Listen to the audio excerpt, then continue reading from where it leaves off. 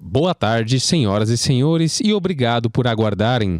Sejam bem-vindos à teleconferência da São Martinho SA para a discussão dos resultados referentes ao primeiro trimestre da safra 24-25. Participa hoje conosco o senhor Felipe Vicchiato, diretor financeiro e de Relações com Investidores, Alessandro Soares, gerente de RI e Desenvolvimento e Novos Negócios, e John Graham, especialista de RI da São Martinho.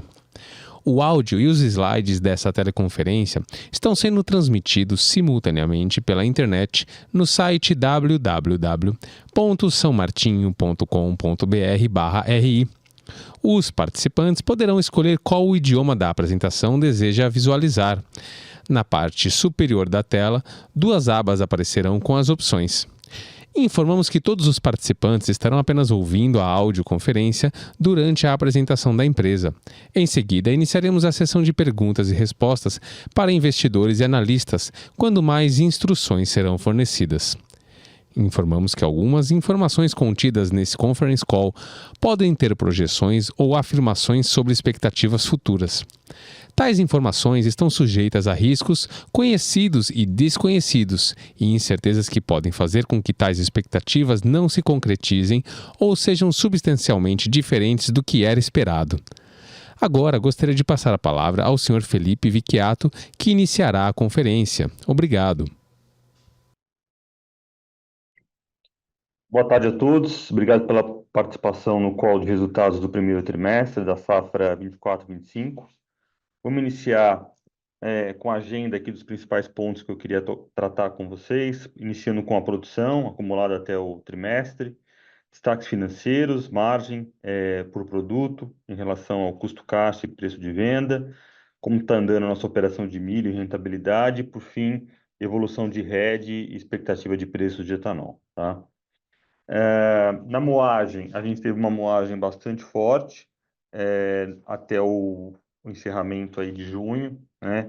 Produzimos 21% a mais de ATR produzido, sendo que de cana-de-açúcar 16% a mais de moagem, com 91,7 milhões toneladas por hectare, uma produtividade bastante forte. ATR médio também subindo 2,8%, o que dá aí de produto para o negócio de cana-de-açúcar 20% a mais. No processamento de milho, a gente processou 19% acima do mesmo período anterior. O período anterior ele foi contaminado pelo início da planta, né? Então você tem aí uma piora relativa do ano passado, né? E a gente espera que esse ano, como a planta já está operando aí 1.500 toneladas por dia, a gente deve chegar ali no nosso guidance de próxima a 500 mil toneladas de cana de milho processado. A produção, o nosso mix foi favorável para a produção de açúcar, dado aí os preços de açúcar na média que estão bem acima do preço de etanol. A gente produziu 26% acima do que o ano anterior, 535 mil toneladas. A gente espera encerrar o ano com 1.560 mil toneladas de açúcar até o encerramento da safra, que deve acontecer lá em meados de outubro. A produção de etanol cresce 17%, e aí puxado pelo etanol de milho, né, que vem bastante forte. Energia crescendo 34%, ajudada pela moagem e pelo início da cogeração da nova caldeira da São Martinho, e DDGS crescendo aí 24% a produção, amparado aí pelo volume de moagem de milho. A gente tem um mix aqui de cana-de-açúcar 49,51. Esse mix deve fechar, né, até o final dentro da nossa estimativa de guidance, tá? Indo para os resultados financeiros, os destaques financeiros, a gente cresceu a nossa receita líquida em 22%, atingindo aí no trimestre 1,6 bi de reais, basicamente numa combinação de maior preço e volume no açúcar e maior volume no etanol. O preço de açúcar foi 13% superior ao mesmo período do ano passado, resultado de uma fixação a preços melhores, e o volume de açúcar foi 5% maior, que está dentro aí do cronograma de embarques que a gente deve estar fazendo nos próximos trimestres. No caso do etanol, a gente tem uma queda de 17% aí no preço médio de etanol quando a gente compara com o primeiro trimestre do ano passado. Lembrando que o primeiro trimestre do ano passado foi um trimestre bastante chuvoso, né, em todo o Centro-Sul. Então a safra demorou muito para engrenar, não tinha muito volume de etanol disponível no mercado. Isso fez com que o preço no primeiro trimestre tenha sido o maior preço da safra passada, mas não com volume superior, não com volume grande para estar sendo vendido, né? Esse ano, como já normalizou a safra, acabou que a gente conseguiu vender um pouco mais, porém com preços menores do que ano passado, mas ainda assim com preços bem melhores do que foi o último trimestre que a gente reportou aí em meados de junho. No DDG, a gente vendeu 32 mil toneladas, 23% a mais do que o ano passado, resultado aí do cronograma da maior moagem de milho, com um preço médio de 2,6% abaixo do que o ano passado. Com isso, a gente tem ali o EBITDA que cresce 20%, o EBITDA ajustado, o EBIT cresce 42%, e aí o EBIT, além da questão do volume de venda, você tem um pouco de diluição de custo fixo, né, melhorando aí o nosso custo caixa de EBIT, e o EBIT crescendo a margem em 18%. Esse trimestre, a gente teve dois efeitos importantes que impactaram o lucro líquido e o lucro caixa da companhia. O primeiro impacto foi no resultado financeiro, uma marcação a mercado de swaps que a gente tem mudando o indicador de inflação mais para CDI. Esse impacto foi da ordem de 103 milhões de reais negativo no trimestre. Esses swaps são swaps muito longos aí que vencem em 2033, 34, 35 de debêntures que a gente emitiu no ano passado, e quando a curva abriu muito, a marcação ao mercado disso fica muito relevante. No mesmo período do ano anterior, a gente teve um efeito oposto a isso. Na verdade, dentro desse 1T24, você tem um ganho, né, de MT swap da ordem de 100 milhões de reais. Então, com isso, a gente tem aqui na variação em si, uma variação de 200 milhões de reais quando a gente compara TRI contra TRI.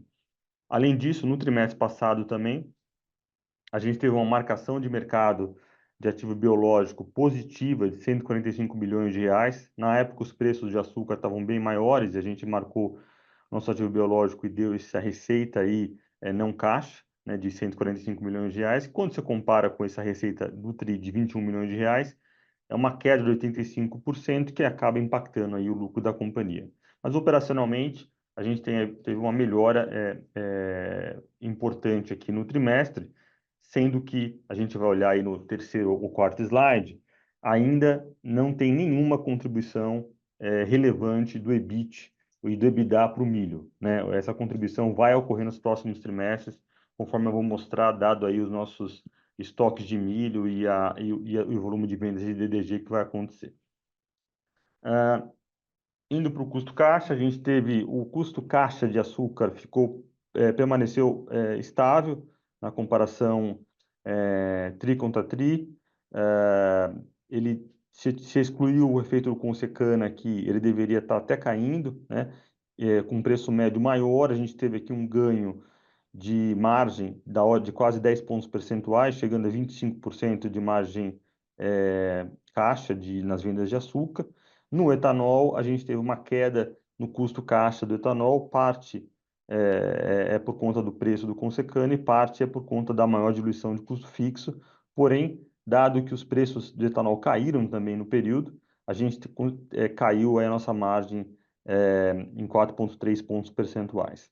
Expectativa aqui é que esse custo caixa, exceto o efeito de Consecana, ele permaneça mais ou menos da onde está, né, no próximo trimestre, porém com os preços bem melhores do etanol. A gente viu aí no segundo trimestre uma recuperação importante do preço do etanol, e aí você vai conseguir com isso ganhando tri a tri margens no etanol. Um detalhe importante, nessas vendas aqui no primeiro trimestre, teve um volume grande de venda de hidratado. São Paulo tem um preço médio pior do que a média do grupo, né? E um pouco de hidratado Goiás, né? Nos próximos trimestres, o meu mix de vendas ele melhora, né? Eu tenho mais etanol de exportação, de contratos já fechados, eu tenho mais volume de anidro e tenho mais volume de etanol de Goiás, que tem a questão do benefício do produzir, que acaba, quando você faz o gross up do preço, ele fica maior.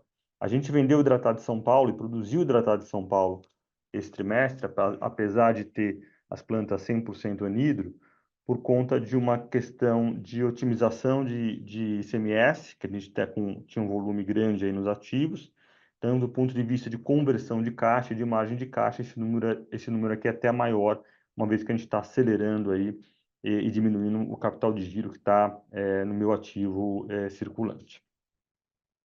Indo na sequência, a gente fala um pouco da operação de milho. A gente moeu aí 124 milhões de toneladas, mil toneladas, em linha com guidance. Esse trimestre, a gente passou no resultado um preço de milho a R$ 62 por saco. Lembrando que no fim de março, a gente tinha um estoque de 143 mil toneladas de milho para partir a safra. A safrinha de milho, ela começa a aparecer na região em meados de junho, né? Então você tem que virar com um volume de estoque para fazer esses primeiros meses, e esse volume de estoque foi construído aí num preço médio, num custo médio maior, né? É por isso que a margem EBIT e EBITDA de milho está bastante baixa. Quando a gente olha o volume de estoque de milho físico que eu tenho, mais as entregas futuras que já estão garantidos os preços, a gente deve estar passando nos próximos trimestres com preço de milho a R$ 51 por saco. O que, combinado com o volume de DDG que eu vou estar vendendo aí nos próximos trimestres, né? Esse primeiro trimestre aqui o volume foi bastante baixo em relação ao total, ao potencial total. Eu devo estar já indo para um EBITDA e EBIT de etanol de milho entre 250 a 300 milhões de reais no ano inteiro, né? Isso para dizer o seguinte: esse primeiro trimestre não é um trimestre de referência para a gente fazer nenhum tipo de projeção para o EBITDA do milho, uma vez que teve essa questão de volume de vendas de DDG bastante baixo e também um estoque de milho comprado aí a um preço maior para dar partida na safra. Indo na sequência, a gente tem aqui um pouco a nossa posição de hedge no encerramento de junho, né? A gente tinha ali 729 mil toneladas fixadas a R$ 2.454 por tonelada, está fixado tanto uma parte importante aqui em reais e a outra parte está em aberto. A parte de dólar está fixado apenas o açúcar. Isso representa 76% da minha cana própria do que eu vou estar faturando, né? Então, nos próximos 3 trimestres, eu tenho um volume de faturamento ali de cana própria que representa 76% já fixado, né? Se eu colocar na safra inteira, né, incluindo o volume que eu já vendi no primeiro trimestre, esse número vai para próximo a 90% da cana própria, grandes números, tá? Na safra 25/26, a gente já iniciou as fixações, né, um pouco a nossa política de gestão de risco aqui, apesar da gente estar construtivo com preço de açúcar para o futuro, a gente já vendeu uma parte, né, para se proteger, e isso representa 16% da cana própria, né? A gente ainda está acreditando que o Centro-Sul deva ter um apagão de cana ali no último terço da safra, né? Dado que a gente teve um verão seco e durante todo o ano, até o momento, pouquíssimas chuvas, né? Então, a gente deve ter ali, a partir de setembro, uma queda importante do TCH do setor, e isso deve impactar o volume de açúcar produzido, e a gente entende que isso deve afetar os preços de açúcar mais com as telas que vão ser entregues lá em março de 25 e as telas futuras da safra subsequente, né? Na sequência aqui, eu terminei uma apresentação, a gente pode abrir para perguntas e respostas. Obrigado. Obrigado. Agora daremos início à sessão de perguntas e respostas. Lembrando que para fazer perguntas escritas, orientamos que sejam enviadas via ícone de Q&A no botão inferior de sua tela. Para perguntas por áudio, favor clicar no ícone levantar a mão no botão inferior de sua tela. Por padrão da dinâmica, seus nomes serão anunciados para que façam suas perguntas ao vivo. Nesse momento, uma solicitação para ativar o seu microfone aparecerá na tela. A nossa primeira pergunta vem do senhor Pedro Fonseca, da XP Investimentos. Por favor, pode prosseguir. Boa tarde, Felipe e toda a equipe da São Martinho. Obrigado por pegar a minha pergunta. A minha primeira é sobre clima. Queria pegar a visão de vocês se essa piora recente do TCH, esperada, esse clima mais seco pode impactar a parcela de plantio da safra 25/26. Se vocês têm alguma expectativa em relação a isso, alguma visão. E a segunda pergunta é sobre CAPEX, né, de açúcar no mercado. O que vocês têm visto em relação a CAPEX em novas plantas de produção de açúcar, né, aumento da capacidade de açúcar, e se enxergam isso como um potencial risco para 2026? Esses são meus pontos. Obrigado. Obrigado, Pedro. Obrigado pelas perguntas. Olha, no caso da São Martinho, a gente faz o grosso do plantio, a nossa cana quase toda é cana de 18 meses. Então, é uma cana que a gente faz o plantio durante entre o mês de janeiro e março, tá? Então, a gente tem o nosso impacto em relação às chuvas, né, é bem reduzido, uma vez que você não tem, é um período que majoritariamente a gente tem chuva, tá? Então, entre janeiro e março a gente faz o plantio. Mas quem tem cana de ano, né, que é uma grande parte do setor, né, aí sim está sendo impactado porque não tá plantando a cana e está com dificuldade, a cana não tem brotação, etc., né? Em relação ao volume de investimentos em cristalização, né, mix de etanol para açúcar, eu acho que todos os projetos que já estavam no pipeline já foram anunciados e estão rodando nessa safra. Eu não vejo hoje nenhum incentivo, né, para fazer investimento em mix de açúcar, uma vez que, o preço de açúcar caiu do patamar lá de 23, 24, onde esses investimentos todos foram contratados, e dois, o preço de etanol recuperou bastante, né? A gente teve um susto grande no etanol no ano passado, ficando abaixo da paridade por muitos meses, né? Também ajudou aí na tomada de decisão de cristalização de açúcar de muitas empresas, a São Martinho inclui nesse número, mas a partir de agora, com um prêmio ali na casa de 20, 25%, é muito difícil você achar um investimento que só de pequeno, tirar gargalo de fábrica que compense isso, tá? Então, acho que o que está aí 42 milhões de toneladas, né, é onde vai ficar o volume de produção de açúcar. Super claro, Felipe. Obrigado. Obrigado. Nossa próxima pergunta vem do senhor Lucas Ferreira, da JP Morgan. Por favor, senhor Lucas, pode prosseguir.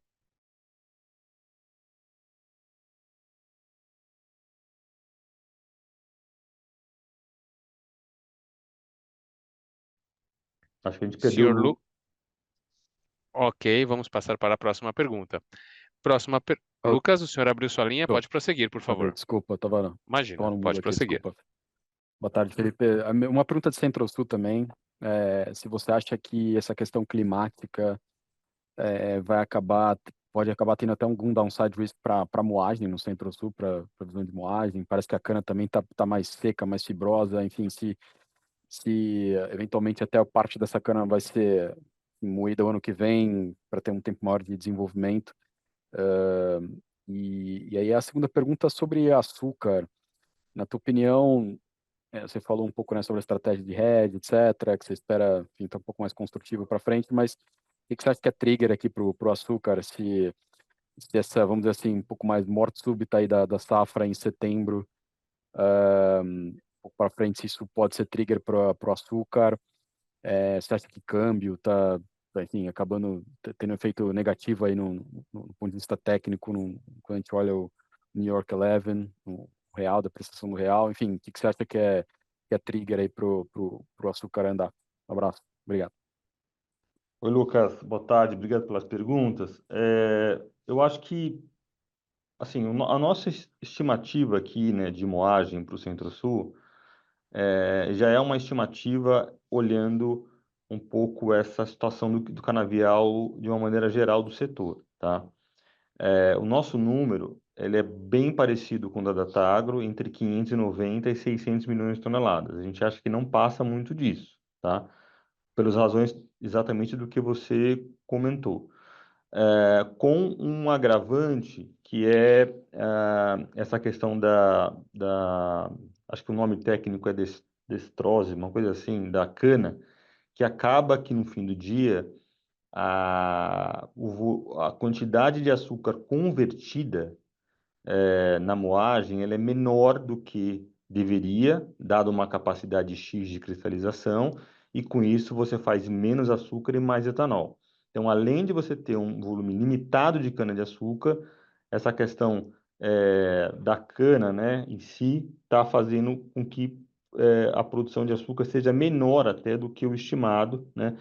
Saiu hoje o número da única, né? Essa quinzena aqui é uma quinzena que predominantemente deveria ter muito açúcar, porque é uma quinzena onde está o ATR super alto, onde você tá frio e você acaba concentrando o ATR, e você olhar estatisticamente, foi o ATR barra a quantidade de saco por tonelada de açúcar convertido foi bastante baixo, né? Por conta desse efeito que você comentou, né? Então, a gente acha que hoje que está nos preços de mercado do açúcar, efetivamente não contempla o Brasil produzindo ali 40 milhões de toneladas, o Centro-Sul, né? E muito menos que essa safra vai continuar com baixo crescimento nos próximos anos, tá? Diria que o preço é 17 centavos, né? Tem muita empresa que, mesmo com câmbio a 5,50, está operando muito ali abaixo, muito perto do custo caixa, tá? A segunda pergunta, em relação a trigger de açúcar, acho que é um pouco isso, assim, acho que o câmbio pode ter um efeito técnico aí, né? É um mercado, o mercado de açúcar é um mercado muito líquido, né? Que tem muitos robôs que operam, mas acho que a questão de essa morte súbita da safra, né, quando perceberem que no último terço da cana vai ter cana que não vai ser nem colhida, né, provavelmente vai rodar para ter que esperar o próximo ano para ela crescer, porque não dá para você colher uma cana com, em algumas regiões eu já ouvi entre 40 e 50 toneladas por hectare. E aí, quando acontecer isso e de fato os números aparecerem, talvez seja um trigger aí para os preços de açúcar recuperarem, tá? Estamos próximo aí, né? Acho que, então hoje é dia 13 de agosto, acho que mais uns 30, 40 dias a gente já vai começar a perceber nos quinzenais aí de produção esse efeito. Legal, muito obrigado. Obrigado. Próxima pergunta vem do senhor Luiz Carvalho, da UBS. Por favor, senhor Luiz, pode prosseguir. Fala pessoal, boa tarde, parabéns aí pelos resultados. Tem duas aqui. A primeira, talvez mais em alocação de capital, Felipe, como é que tem sido a visão de vocês aí sobre o potencial da expansão da planta de milho versus eventualmente a fábrica de açúcar, ou eventualmente acelerar um pouco o buyback, aumentar dividendo. Queria entender um pouco a cabeça de vocês nesse sentido. E se tem espaço ainda nesse contexto para mais plantas de biogás, olhando, vamos dizer assim, mais para o médio prazo. A segunda pergunta é sobre preço de açúcar. Assim, o que vocês estão olhando para final do ano para ainda manterem, vamos dizer assim, parte do hedge em aberto? Então, se vocês puderem dividir um pouco, ajuda. Obrigado. Oi, Luiz, boa tarde, obrigado pelas perguntas. Começar pela última aqui, do preço de açúcar, a gente tem em aberto mais ou menos uns 10% da safra total, né? ou 25% da cana própria remanescente, com uma concentração bastante relevante aí na tela de março. A tela de março hoje, março 25, ela está hoje em 18,50, 18,60. A gente acha que no momento em que os dados de TCH e essa morte súbita de cana que a gente já entende que vai acontecer na safra vierem à tona, esse preço pode ir buscar até os 20 centavos, tá? Essa é um pouco a nossa expectativa para essa tela, né? E aí, uma vez essa tela subindo, acaba que tem aí um reflexo nas telas subsequentes, tá? A alocação de capital, você falou de biometano, né? A gente está na metade da construção da planta, a planta deve startar no próximo ano. Eu acho que enquanto essa planta não startar, e a gente vê a operação, né? O que a gente consegue ganhar a mais de produtividade do que está planejado, se realmente a gente vai ter que fazer alguma recomposição de nutrição na cana, né? Porque dentro do nosso projeto a gente a gente contempla que a biodigestão da vinhaça tira um pouco de os nutrientes que iriam para o canavial, né? Então a gente vai ter que, dentro do plano, recompor esses nutrientes. Uma vez que você não tem, se a gente no projeto perceber que não há necessidade, os próximos projetos na sequência ficam mais rentáveis e aí com isso a gente teria o interesse de acelerar. Mas por hora não. A buyback, a gente já evoluiu bastante aqui, se não me engano, temos os 80% já concluído, né? Vamos concluir aí nos próximos meses e analisar junto ao conselho se vale a pena abrir um novo buyback, né? Considerando o preço da ação onde está. E aí, expansão de milho ou fábrica de açúcar, né? A gente está tendo esse ano um ano muito bom na fábrica de milho. O consumo de energia está bastante baixo o consumo de vapor. Então, a gente tem uma vantagem competitiva importante que a gente não precisa originar a biomassa. Para vocês terem uma ideia, em Goiás, em algumas regiões, lá o cavaco chega a R$ 500 por tonelada, né? E uma planta como a Boa Vista, se não tivesse integrada, precisaria uns quase 200 mil toneladas de cavaco, né? Então, a gente estamos analisando para ver se a gente consegue dobrar essa planta sem a necessidade de depender de cavaco de madeira, para nada, tá? Se a gente conseguir ir assumindo aí que esse cenário de etanol continue construtivo, né, como esse ano e os próximos anos, é possível que a gente tome a decisão de fazer a planta, né? Mas essa decisão deve acontecer para o final do ano, começo do ano que vem, tá? Agora, a fábrica de açúcar, né, ela seria lá na própria Boa Vista, né? O problema, né, é que fábrica de açúcar você sempre tem que é um investimento relevante, né? E você deixa de produzir etanol para produzir açúcar. Então o retorno é sempre mais apertado. Eu diria que se os preços de açúcar, por alguma razão, não recuperarem, e quando eu falo recuperarem é subir ali uns 20% pelo menos do patamar que estão, eu acho difícil algum projeto conseguir pagar, né, com a atual situação da Boa Vista, né? Porque quando você faz uma fábrica de açúcar na Boa Vista, você perde etanol, você perde levedura, né? A gente tem lá uma fábrica de levedura bastante moderna que a gente vende, né? Então, eu produzindo menos vinhaça, eu não consigo produzir levedura. E o etanol, até 2032, a gente está dentro do produzir, né? Tem esse benefício fiscal que no açúcar não teria, né? Então, eu acho que dentro de alocação de capital, o que é mais lógico aqui seria a expansão do milho, tá? Perfeito. Fechado. Obrigado, pessoal. Obrigado. Próxima pergunta vem do senhor Bruno Tomazetto, do Itaú BBA. Por favor, senhor Bruno, pode prosseguir.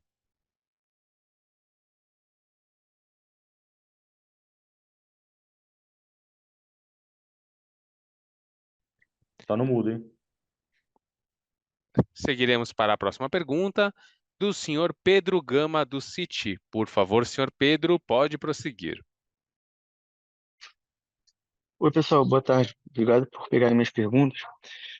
Primeiro, tem uma pergunta mais do lado de comercialização de etanol, né? Parece que o mercado já estava reagindo bem a um balanço de oferta e demanda mais apertado, e, adicionalmente, a Petrobras ainda aumentou o preço da gasolina. Eu gostaria de entender como é que vocês esperam a dinâmica de paridade de preço ao produtor para os próximos meses da safra, se faz sentido ver a paridade subindo e o preço subindo também, e como a gente pode esperar a dinâmica de comercialização nessa safra. A gente pode esperar um nível de estoque mais baixo do que na safra anterior para os próximos trimestres? E, adicionalmente, no mercado de açúcar, Felipe, eu gostaria de ouvir um pouco da cabeça da companhia para o mercado indiano. Como é que vocês veem o país atingindo as metas do E20? Obrigado. Oi, boa tarde, obrigado pelas perguntas. Olha, hoje a paridade está em 66%, se eu não me engano. Com o volume do último mês, o mês de julho, foi quase 3 bilhões de litros de etanol vendido, sendo que foi 1,8 bi de etanol hidratado.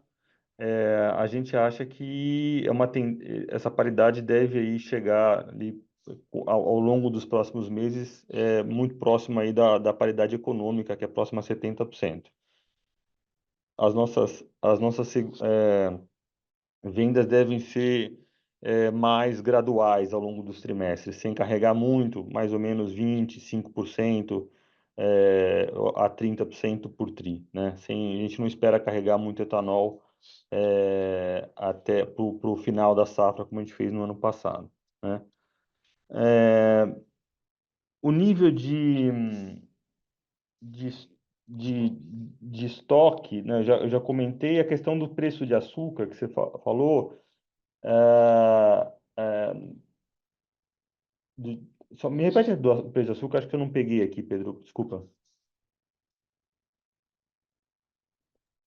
Opa, a minha dúvida é assim, o que vocês enxergam para o mercado indiano, Silva? Como é que vocês veem o país atingindo as metas de etanol? Não, olha, na verdade o mercado indiano são metas, não é um mandato, né? Só para a gente deixar claro, eu entendo que isso vai acontecer. Eles adiaram por um ano, né? E tem uma série de investimentos em plantas de etanol que foram feitos e precisam ser remunerados. A gente acha que eles vão fazer e vai haver uma conversão de açúcar para etanol, né? Então, estamos expectativa que isso aconteça aí no próximo ano com uma maior velocidade, até porque no próximo ano eles provavelmente vão recuperar a produção de açúcar, tá? Que vem de uma base bastante baixa. Acho que a base desse ano a gente tá imaginando que seja próxima a 31 milhões de toneladas. No outro ano subsequente, eles recuperam isso. E aí, com isso, essa recuperação, parte dessa sacarose deve ir para a produção de etanol, que ajuda aí a sustentar um preço de açúcar um pouco mais saudável, tá? Tá ótimo, obrigado. Obrigado. Próxima pergunta vem do senhor Tiago Duarte, do BTG Pactual. Por favor, senhor Tiago, pode prosseguir. Obrigado. Boa tarde, Felipe. Boa tarde a todos. Uma pergunta rápida, Felipe. Eu queria entender um pouquinho a estratégia de comercialização de etanol no trimestre, né? Você vendeu bastante até, olhando até pensando em proporções históricas para o primeiro trimestre, em relação ao que você deveria produzir esse ano, pensando no teu mix. Queria entender e eu tenho a impressão que você não virou a safra, né, da safra passada para essa estocado. Então, eu queria entender um pouco, não sei se era uma questão de capacidade física de estocagem ou algum outro motivo para você ter vendido bastante etanol nesse tri, considerando até a visão que você já vinha colocando de expectativa de recuperação de preço, que aconteceu parcialmente no tri, mas claramente está acontecendo mais agora e caminhando para a segunda metade da safra, como você já argumentou antes aqui. Oi, Thiago, boa tarde. Olha, a gente vendeu mais ou menos 22% do volume total que eu vou produzir, né?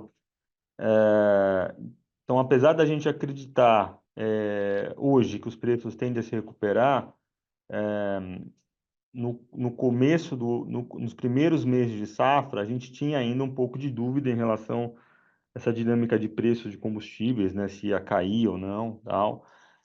E a posição aqui da área comercial foi uma posição um pouco mais cautelosa, eu diria, né, de não tentar virar e ficar carregando muito estoque, né, porque se acontecesse alguma coisa no meio do caminho, que o preço do petróleo caísse muito por alguma razão, ou a paridade, ou o dólar caísse muito e o preço da gasolina caísse no mercado brasileiro, isso poderia aí machucar muito a nossa margem, né? Assim, acho que a gente teve o último trimestre, o quarto trimestre, bastante, como posso dizer, impactante e frustrante do ponto de vista de preço de etanol. E a tomada de decisão nossa foi não ficar pagando muito para ver, né? Vamos vender um pouco dentro aí do mínimo de 20% do que eu tenho de exposição, tá? Foi isso. Não, tá claro. E se eu puder fazer uma outra pergunta, quanto, em que percentual, pegando a média da indústria, a média do Centro-Sul, na cana-de-açúcar, como vocês acham que vocês hoje estão quando a gente olha esse custo médio de produção aí no etanol, perto de 2.500 por metro cúbico, ou no açúcar, perto de R$ 2.000 por tonelada? Onde você acha que a indústria está em termos desse custo de produção na média, Olha, aproximadamente? eu acho que a indústria está 20% acima disso. Tá claro. Mais ou Obrigado. menos, tá? Obrigado.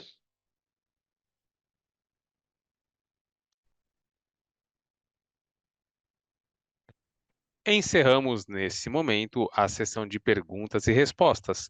Gostaria de passar a palavra ao senhor Felipe Vicchiato para as considerações finais. Bom, obrigado a todos aí pela participação. Estamos à disposição aqui qualquer dúvida adicional, eu e minha equipe. Nos vemos aí no próximo trimestre, lá em meados de novembro. Um abraço, boa tarde e boa semana a todos. A teleconferência da São Martinho está encerrada. Agradecemos a participação de todos e tenham uma boa tarde.